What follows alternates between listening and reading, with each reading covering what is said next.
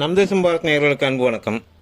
ஒரு பரபரப்பான செய்தியை டெல்லியில் இருக்கிற பாஜகவினுடைய தேசிய தலைமை வெளியிட்டிருக்கிறாங்க இன்றைக்கி. அதாவது 2026 நடைபெற இருக்கின்ற தமிழக சட்டமன்ற தேர்தலுக்கான பாஜகவினுடைய தேர்தல் பொறுப்பாளர் நியமனத்தை இன்றைக்கி அறிவிச்சிருக்கிறாங்க முறைப்படி.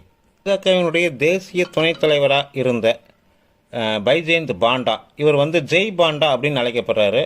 இவருக்கு சுமார் 61 வயதாகிறது. ஒடிசா மாநிலத்திலிருந்து 5 முறை எம்பியாக தேர்ந்தெடுக்கப்பட்ட இவர் பல செயற்கரிய சாதனைகளை நிகழ்த்தினவர். அதாவது அரசியல் சூத்திரதாரிகளில் ஒருத்தர். பாஜகவினுடைய பல அரசியல் சூத்திரதாரிகளில் இவர் ஒருத்தர் அப்படிங்கிறது மிக முக்கியமான விஷயம். எப்படி அப்படின்னு கேட்டிங்கன்னா, சுமார் 27 ஆண்டுகள் டெல்லி மாநிலத்தில் பாஜக ஆட்சியில் இல்லை. அதாவது ஆட்சியை விட்டு இறங்கி 27 ஆண்டுகள் மறுபடியும் அரியணையை பிடிக்க முடியல டெல்லியில். அப்படி ஒரு சூழ்நிலை இருந்தப்ப கடந்த டெல்லி எலெக்ஷனில் டெல்லி மாநில தேர்தல் பொறுப்பாளராக நியமிக்கப்பட்டவர் தான் இந்த பைஜெயந்த் பாண்டா.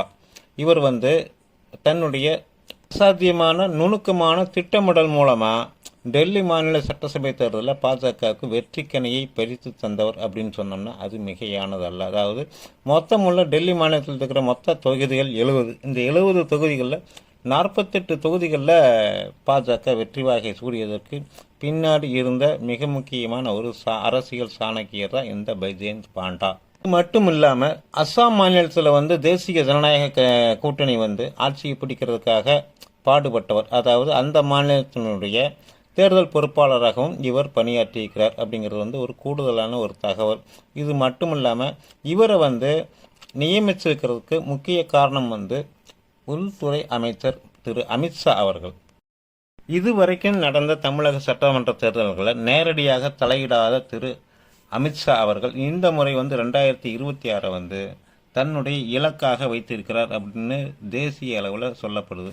இதற்காக மிகவும் திறமைசாலியான ஒருத்தர் அவர் தமிழக தேர்தல் பொறுப்பாளராக அனுப்பி வைப்பார் அப்படின்னு எதிர்பார்க்கப்பட்ட நிலையில் தான் இப்போ ஜெய் பாண்டா, அதாவது டெல்லி அஸ்ஸாம் மாநிலத்தில் வெற்றிக்கனியை பறித்து தந்த ஜெய் பாண்டா அவர்கள் நியமனம் செய்யப்பட்டிருக்கிறார். இதற்கப்புறமாக நடைபெறும் சில அடுத்தடுத்த நகர்வுகள் அதிரடியாக இருக்கும் சொல்லி எதிர்பார்க்கப்படுது. அப்படி என்ன இவர் அதிரடியாக செய்ய போகிறார் அப்படின்னு கேட்குறீங்களா? அதாவது அஸ்ஸாம் மாநில தேர்தல் நடைபெறதுக்கு முன்னாடி 143 நாட்கள் இருக்கிறப்ப தான் இவர் அஸ்ஸாம் மாநில தேர்தல் பொறுப்பாளராக நியமிக்கப்பட்டார். அதாவது 4 மாதங்கள் 22 நாட்கள் இருக்கிறப்ப தான் இவர் மாநில தேர்தல் பொறுப்பாளராக நியமிக்கப்பட்டார். ஆனால் தேர்தல் முடிவுகள் வரும்போது தேசிய ஜனநாயக கூட்டணி 75 இடங்களை வெற்றி பெற்றிருந்தது. எனவே தமிழக தேர்தல் வரலாற்றில் இதுவரைக்கும் இல்லாத அளவுக்கு ஒரு அதிரடியான வியூகத்தை தான் பாஜக தலைமை முடிவு செஞ்சிருக்குன்னு சொல்லி நம்மளால் புரிந்துக்க முடியுது. அது மட்டும் இல்லாமல் இவருக்கு துணையாக தமிழக தேர்தல் இணை பொறுப்பாளராக யாரை நியமிப்பார்கள், அந்த பட்டியலில் அண்ணாமலையுடைய பெயர் யோசனைகள் இருக்குதா அப்படிங்கிறது ஒரு கேள்விக்குறியான விஷயம். அப்படி இருந்தால் அது மிகவும் முக்கியத்துவம் வாய்ந்ததாக கருதப்படும்.